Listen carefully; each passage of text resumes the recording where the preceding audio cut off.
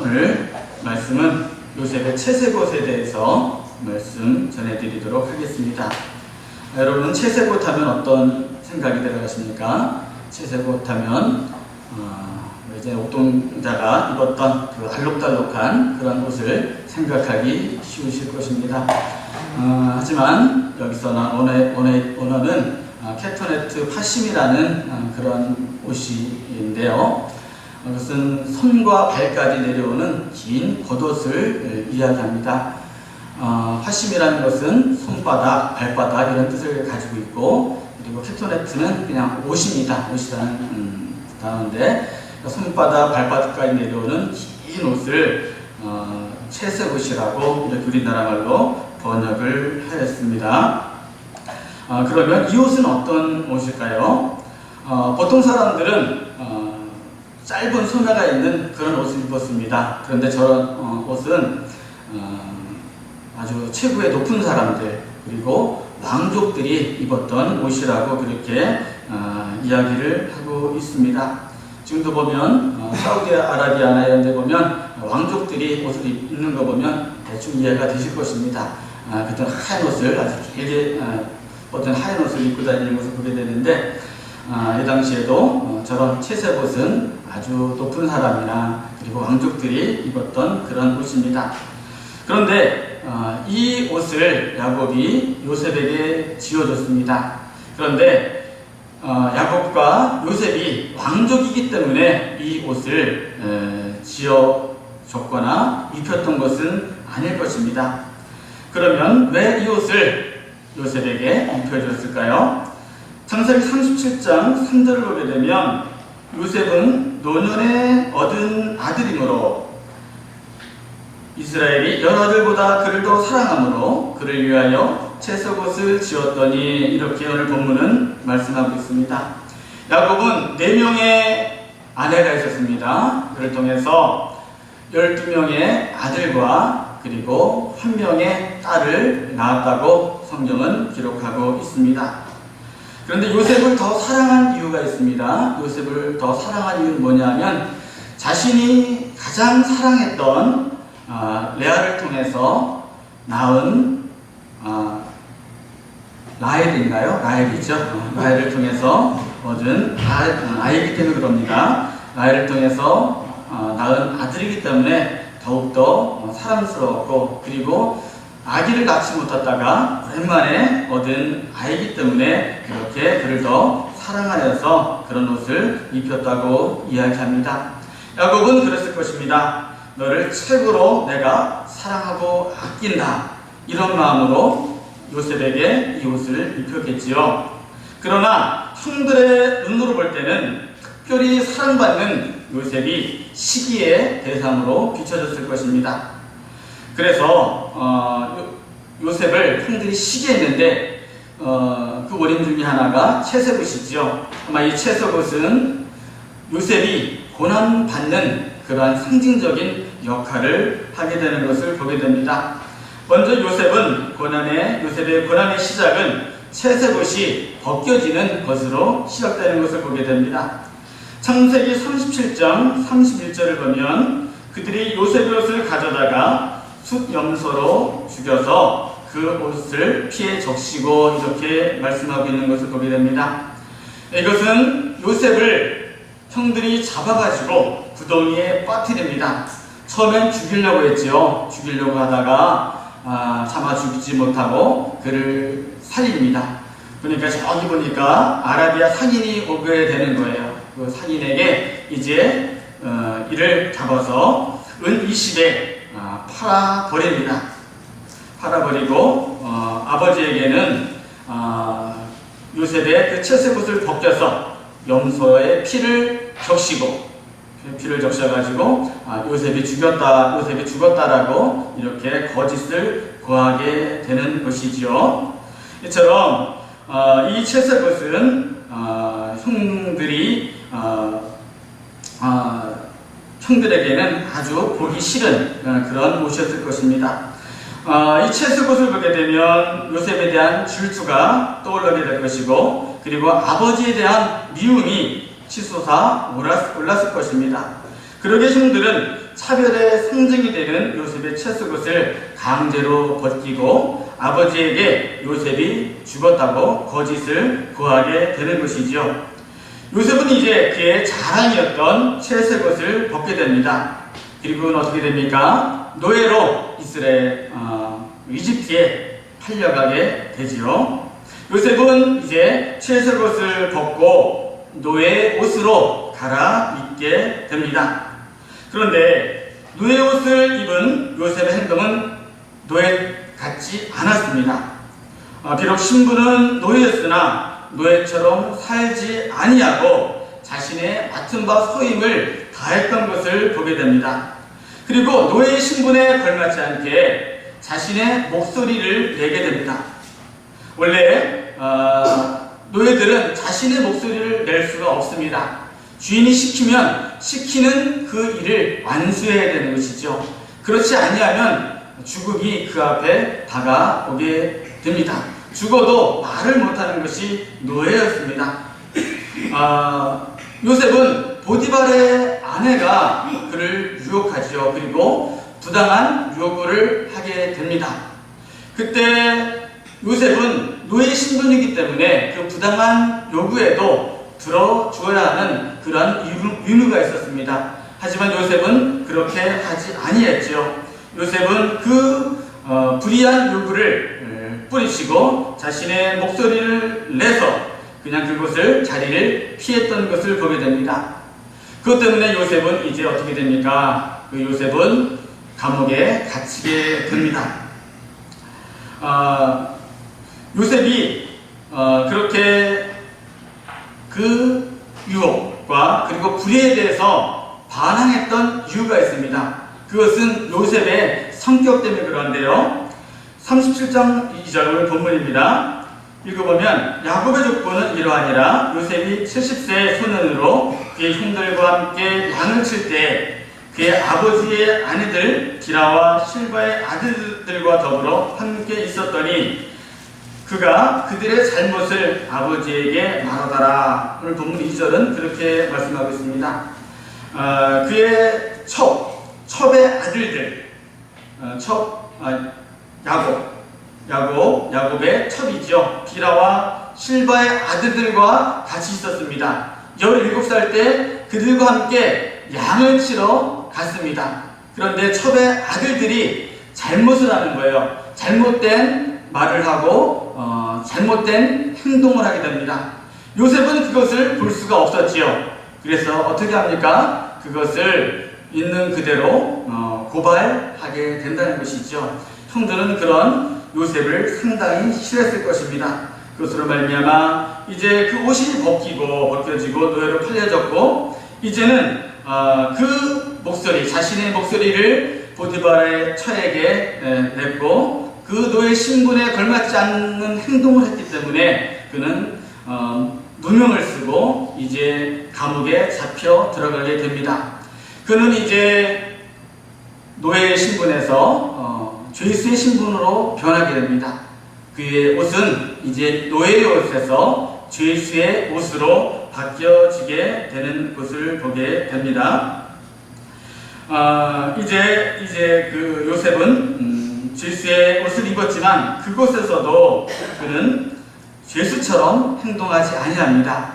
그곳에서도 자신의 맡은 바 소임을 다 하게 되는 것입니다. 최선을 다해서 자신의 맡은 자리에서 그 일을 해결해 나가게 됩니다. 이것을 본 간수장은 그에게 죄수들을 모두 맡기게 됩니다. 그리고 옥에 있는 재반 사물을 다 보게 했다라고 성경은 기록하게 됩니다. 요셉은 그 모든 것 가운데 감옥 가운데서도 최선을 다했고 이제 하나님의 도우심이 그때부터 시작됩니다. 요셉은 바로의 꿈을 해석하게 됩니다. 바로의 꿈을 해석하고 이제는 그의 공로로 석방되고 이제 총리의 자리에 오르게 됩니다. 요셉이 여러 옷을 입었지만 다시 한번 요셉은 채색옷을 회복하는 역사를 우리는 말씀을 통해서 보게 됩니다. 그러나 우리가 유심히 보아야 할 것은 요셉은 한 번도 아버지가 주신 채색옷을 벗은 일이 없었다는 것입니다. 비록 형들에 의해서 물리적으로 채색옷이 벗겨지고 그리고 노예의 옷으로 갈아입혀지고 그것도 모자라서 이제 죄수의 옷으로 갈아입혀지었지만 요셉은 그 채색옷을 한 번도 벗은 일이 없었다는 것이죠. 요셉은 아버지가 사랑으로 지어주신 채색옷을 벗지 아니하였습니다. 노예의 신분에 있었을 때에도 그리고 죄수의 신분에 있을 때에도 요셉은 자신에게 입혀진 그 존귀하고 고귀한 옷을 벗은 일이 없었다는 것입니다. 어떠한 어려운 상황이라도 그의 아버지 야곱의 사랑으로 만들어준 요셉의 마음의 채색옷은 벗길 수 없었던 것입니다. 그런데 여러분 사랑의 채색옷은 요셉만 입은 것이 아닙니다. 우리도 하나님이 만든 사랑의 채색옷을 입고 있는 것인데 그것은 바로 예수 그리스도입니다. 로마서 13장 14절은 이야기합니다. 로마서 13장 14절 다 같이 읽어보겠습니다. 시작.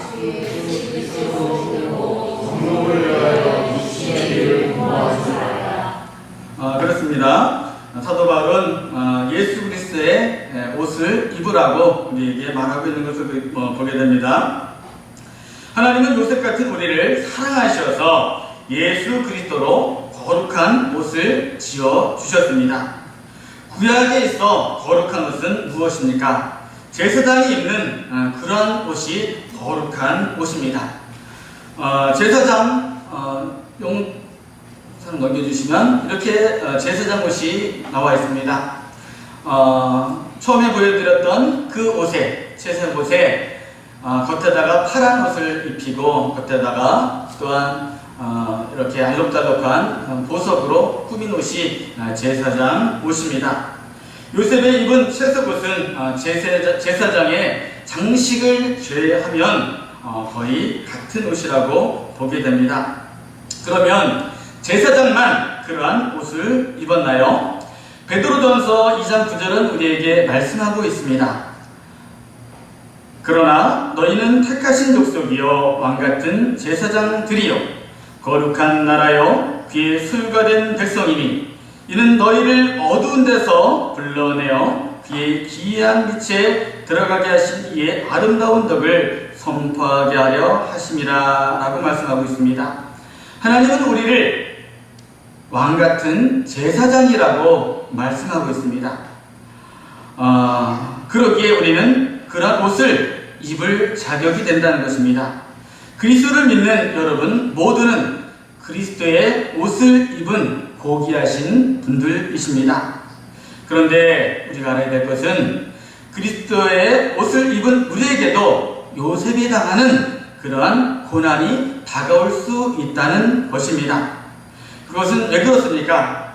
세상이 싫어합니다. 사단마귀는 하나님이 우리를 사랑하는 것을 싫어합니다. 형들이 요셉을 시기했던 것처럼 사단마귀 권세들도 하나님이 우리를 사랑하는 그 꼴을 볼 수가 없습니다. 그렇기 때문에 어떻게든 하나님과의 그 관계를 떨어뜨리기 위해서 애를 쓰는 것이지요. 그래서 사단 권세는 이제 우리에게 요셉이 입었던 노예 옷을 입히려고 합니다. 보디발의 아내가 요셉을 유혹하듯 세상은 쾌락으로 우리를 유혹합니다. 그래서 우리에게 쾌락의 노예로 만들려고 하지요. 어떨 때는 물질로 유혹합니다. 물질로 유혹해서 우리를 돈의 노예가 되게 하기 위해서 애쓰는 것을 보게 됩니다. 어떨 때는 권력욕을 우리에게 심어줍니다. 그래서 자신이 가장 높은 자리에서 밑에 사람을 다 내려볼 수 있는 그런 위치에 올라서게 합니다. 교만의 노예로 우리를 잡아 끄는 것을 보게 됩니다. 우리는 그 모든 것을 잘 이겨야 되는 것이죠. 그때 우리는 어떻게 합니까? 우리가 그런 유혹이 올 때 우리는 정신을 차려야 합니다. 요셉은 하나님께서 원하시는 것이 무엇인지 분별했어요. 이것은 하나님이 원하시는 것이다. 하나님이 원하시는 것은 행하였고 하나님이 원치 아니하는 것을 분별해서 그는 그 모든 것을 뿌리칠 수 있는 그러한 용기가 있다는 것이죠. 우리도 마찬가지입니다. 우리도 이런 유혹이 올 때 우리는 하나님의 뜻이 무엇인지 분별해야 하는 것이지요. 그래서 우리는 이것이 하나님의 뜻에 맞지 아니할 때 우리는 과감하게 그 모든 것을 뿌리칠 수 있는 용기를 내야 합니다. 우리는 믿는 자로서 세상의 노예가 될 수 없는 것입니다. 이것이 통하지 않을 때 사단마귀 권세는 어떻게 합니까? 이제 더 강력한 수단을 동원합니다. 우리를 옥에 가두려고 합니다. 옥에 가두어서 죄수의 옷으로 우리를 갈아입히려고 하는 것이죠. 세상에 노예로 살려고 하지 않는 그리스도인들에게 더욱 강력한 수단이 동원되는 것입니다. 사도 바울은 어떠했습니까? 사도 바울은 세상 것을 배설물처럼 버린 그러한 사람입니다. 사도 바울은 예수 그리스도만 알기로 작정했습니다. 그 이후로 사도 바울은 뒤를 돌아보지 않았습니다. 앞만 보면서 앞으로 나갔습니다. 예수 그리스도를 끝까지 믿고 예수 그리스도를 끝까지 전하는데 많은 노력을 했고 온 정성을 다해서 온 생명을 다해서 그리스도를 전하기 위해서 노력을 했습니다. 애를 썼지요. 그런데 그에게 다가온 결말은 무엇입니까? 그는 많은 고난을 받게 되었다는 것입니다.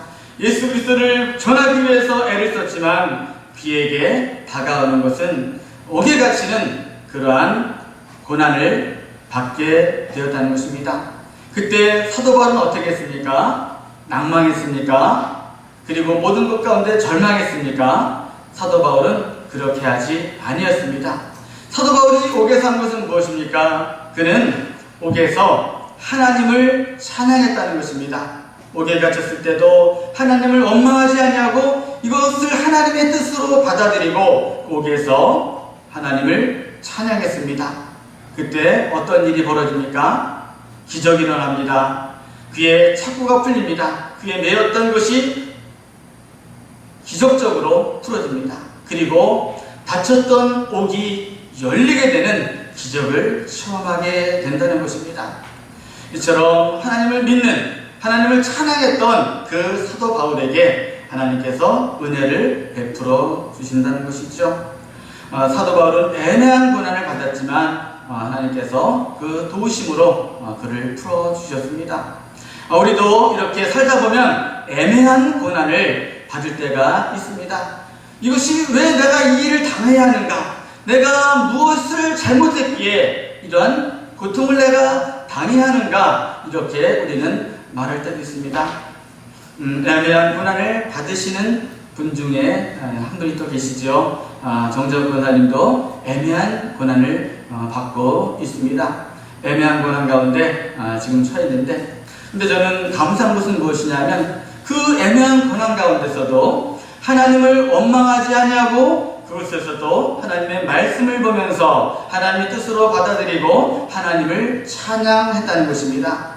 이것은 사도 바울이 그 옥 가운데 찬양했던 모습과 그리고 요셉이 옥에 갇혀서 찬양했던 모습, 하나님 원망하지 아니했던 그 모습과 같은 것이죠. 너무나도 저는 그 소식에 감사합니다.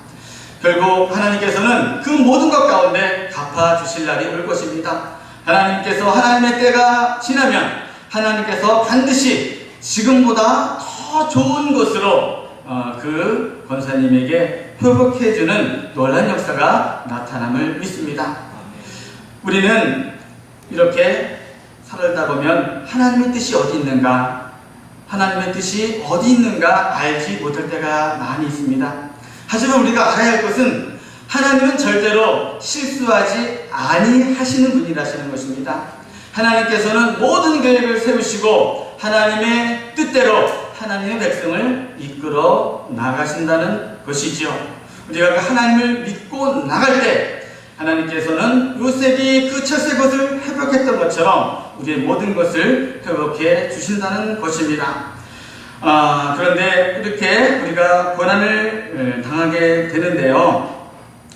사단은 우리를 넘어뜨리려고 이렇게 애를 씁니다. 우는 사자처럼 달겨든다라고 말씀은 표현되고 있는데 개인에게만 그런 고난이 닥치는 것은 아니죠.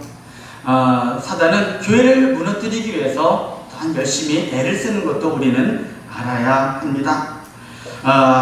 교회도 고난을 받겠지요. 복된 교회도 많은 고난을 받아 왔습니다. 40여 년의 역사를 보게 되면 고난으로 다져진 교회처럼 이렇게 생각이 들 정도입니다. 저는 많은 이야기를 들었습니다. 개척하신 목사님이 건강이 안 좋아서 어려워했던 그 모습도 들었습니다. 그리고 교회를 이렇게 아름답게 건축함에 있어서 어려움을 당했던 그 소식도 들었습니다. 이것을 해결하기 위해서 장로님들과 또한 여러 성도분들이 열심히 기도하고 애를 써서 이렇게 이곳에 아름다운 성전을 건축했다는 이야기도 들었습니다. 그리고 또한 목회자님들 통해서 이렇게 어려움 당했던 소식도 듣기도 했습니다. 그런데 그 가운데 저도 여러 성도 여러분들께서는 낙심하지 아니하고 이렇게 이 자리를 지키신 분들이 계십니다. 그분들이 바로 여러분들이십니다. 여러분들은 그 모든 것을 이기고 이곳에 남아있는 요셉과 같은 그런 귀한 분들이라는 것이죠. 성도 여러분들, 지금까지 열심히 견뎌왔습니다. 하지만 조금만 더 견디십시오. 그러면 요셉이 채색옷을 회복했던 것처럼 여러분에게도, 성도 여러분에게도 행복한 날이 반드시 다가오고 있을 것입니다. 아니, 지금 여러분들에게 그것이 하나하나 실현되고 있습니다. 여러분들이 조금만 견디고 여러분들이 조금만 더 화합하게 되면 하나님께서 주신 그 행복한 모습이 바로 여러분들 앞에 금방 와 있을 것입니다. 조금만 견디십시오. 그런데 여러분, 우리가 알아야 할 것은 마지막에 입어야 할 옷이 하나 더 남아 있습니다. 그것은 바로 죽은 자들이 입는 수의입니다. 수의. 우리가 이 세상 살아가면서 많은 옷을 입습니다. 어려서 입던 옷이 있고, 그리고 자라서 입던 옷, 어떤 옷이 나에게 맞을까? 여러 가지 옷을 여러분들은 선택하며 사고 버리고 하면서 입어봤을 것입니다. 아무리 좋은 옷도 이제 우리가 죽게 되면 하나의 옷을 입어야 되는데 우리는 그것을 수의라고 이야기합니다. 잘 사는 사람과 못 사는 사람 다 나중에는 수의 한 벌을 다 입고 우리는 다 저 세상, 영원한 세상에 가게 됩니다. 그런데 우리는 그 수의를 입고 이 세상, 영원한 세상에 갈 수가 없습니다. 그것은 왜냐하면 우리는 천국 시민이기 때문에 그럽니다. 우리는 천국 시민이기 때문에 우리는 그 수의를 입고는 천국에 갈 수가 없는 것이죠. 그럼 어떻게 해야 합니까? 요한계시록은 우리에게 말씀하고 있습니다. 말씀을 비춰주시겠습니다. 여러분은 한 절씩 다시 한번 구독하도록 하겠습니다. 내가 말하기를 내 주여 당신이 아시나이다 하니 그가 나에게 이르되 이는 큰 환난에서 나오는 자들인데 어린 양의 피에 그것을 씻어 쉬게 하였느니라. 15절. 그러므로 그들이